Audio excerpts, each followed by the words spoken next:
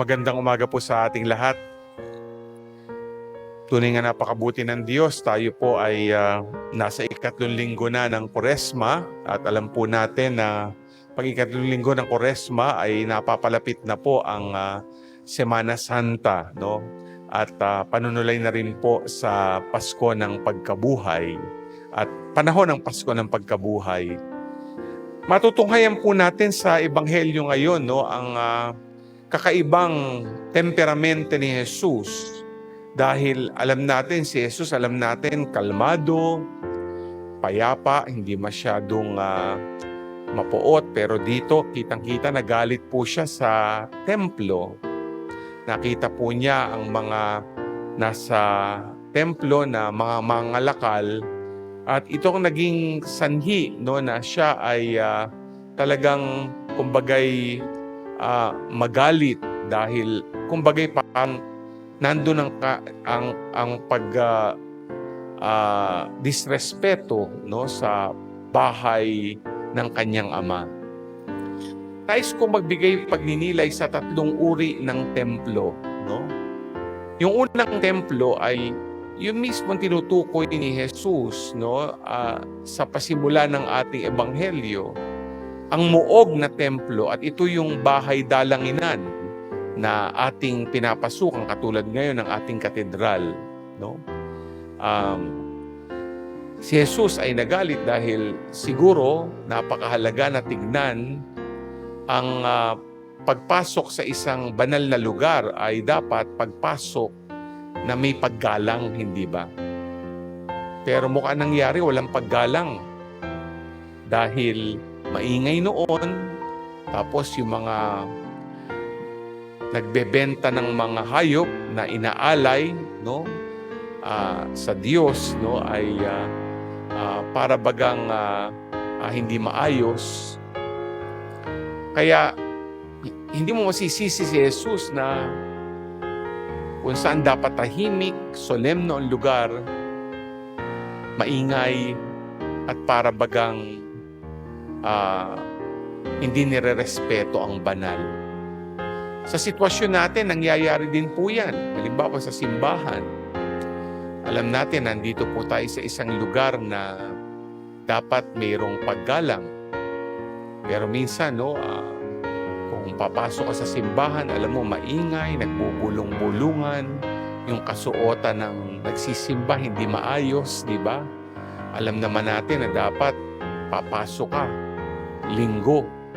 Di dapat suot mo nga Sunday's best, no? Pero ang nangyayari, yung iyong kasuotan parang pambahay, nandun yung tono ng pagdisrespeto.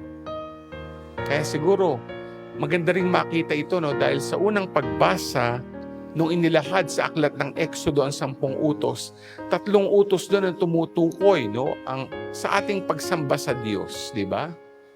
No? Una, dapat wala tayong sasambahing ibang Diyos.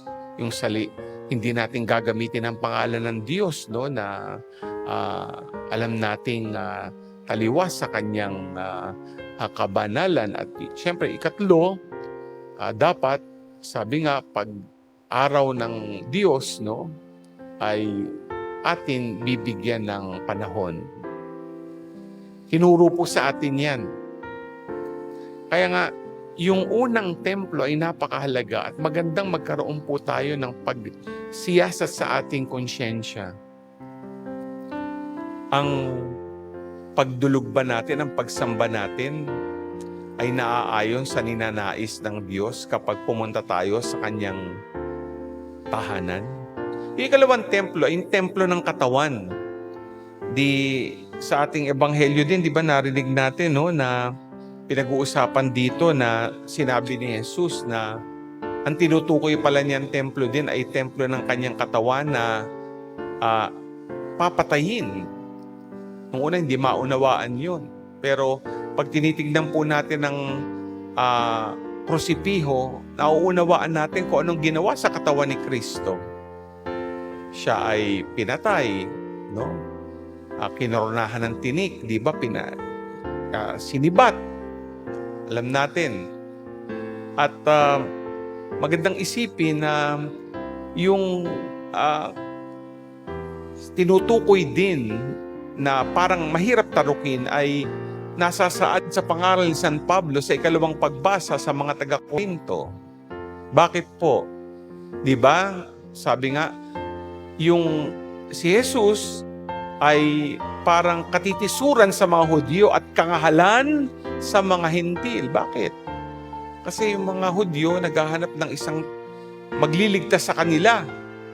Pero dapat may kapangyarihan. Nakita nila si Jesus, ang katawan, taong-tao. Ang mga Hentil, sumasamba sa mga Diyos-Diyosan. At alam din po natin na pag may mga Diyos-Diyosan, meron din pong mga superpower yan. Kaya kahangalan sa mga Hentil. At eto na nga, si Jesus, tagapagligtas, at alam ko anong ginawa sa kanyang katawan para sa ating kaligtasan. Magandang tignan yung ating sariling katawan. Kasi yung katawan natin ay templo ng Espiritu Santo. Ito'y natanggap natin nung tayo binyagan. Pero magandang itanong, inaabuso din ba natin ang ating mga katawan? Maraming nalululon sa masamang bisyo at sinisira ang kanyang katawan. At pagdisrespeto din po ito sa handog ng Diyos. Kaya kahit sa panahon ngayon, yung katawan ginagawang sex object, hindi ba? Ito ay parte ng hindi lang yung bang desecration din ng ating body, hindi ba? Tapos yung ikatlo po ay yung templo ng Diyos, tayo na katawan ni Kristo. Pag magtatanong ka na sa simbahan, tuturo mo ganito, no, yung muog. Pero ang tunay na simbahan ay tayo. No? At alam nyo, kung titignan natin yung ebanghelyo ngayon, no, sa ibang bersyon ng Marcos, Mateo, pati Lucas, no, yung naganap dun sa templo, iniligay sa bandang huli. Itong kay Juan na ito ay nasa simula. At sa totoo lang, mas medyo mapait ang mga salita, no, doon sa mga bersyon ng mga sinoptiko. Dahil nung naganap nga at nakita ni Jesus nangyayari sa templo, sabi niya, ginawa niyong lungga ng magnanakaw ang bahay ng aking Diyos. Bakit?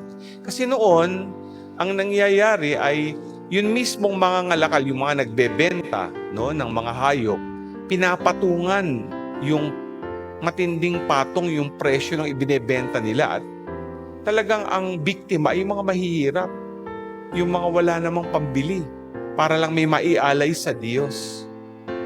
Kaya, para kay Jesus, hindi makatarungan ito. At tinutukoy din ito kung paano natin tratuhin ang ating kapwa. Balikan natin yung unang pagbasa mula sa aklat ng Exodo. Alam natin yung ika-4 hanggang ika-10 utos. Ang tinutukoy nito ay sa kapwa. Yung paggalang sa magulang, yung papatay, di ba? Yung wag kang mangangalunya, di ba? Yan, no? Wag nakaw. No? Wag mong kukunin yung hindi para sa'yo kahit asawa mo. Ayan, di ba, no? Lahat po yan. Pagtukoy yan kung paano tayo nakikitungo sa bawat isa at pagrespeto sa bawat isa sa katawan ni Kristo ang simbahan. Ito yung ikatlong templo. At pag ginagawa natin ito, sinasaktan din natin si Kristo. Di ba? Akala natin, sinasaktan lang natin basta tao, kapwa natin. Sinasaktan natin si Kristo. Kaya mga minamahal na kapatid, no, itong tatlong templong ito ay magandang pagnilayan sa ating buhay ngayong Kwaresma. Yung templo, ang muog na templo, ang bahay dalangin na ng Diyos. Ito ba ay ginagawa, tayo ba pag sumasamba, ginagawa rin ba natin ang wastong paggalang? Ikalawang templo, templo ng ating katawan. Tayo ay hindi nagmay-ari ng katawang ito, ito'y galing sa Diyos. Inaabuso ba natin o pinangangalagaan natin? katawan ba natin naging sanhi ng pagkakasala o paggawa ng mabuti? At syempre, ikatlo, yung katawan ni Kristo, tayo bilang simbahan. Pakikitungo natin sa bawat isa, relasyon sa kapwa. Sana wag tayong gumawa ng makakasakit sa kapwa. Bagkos, sana pag-ibig sa kanila. Kagandahang loob at kabutihan para pinapatunayan din nating ang paggalang sa katawan ni Kristo ang simbahan. Amen.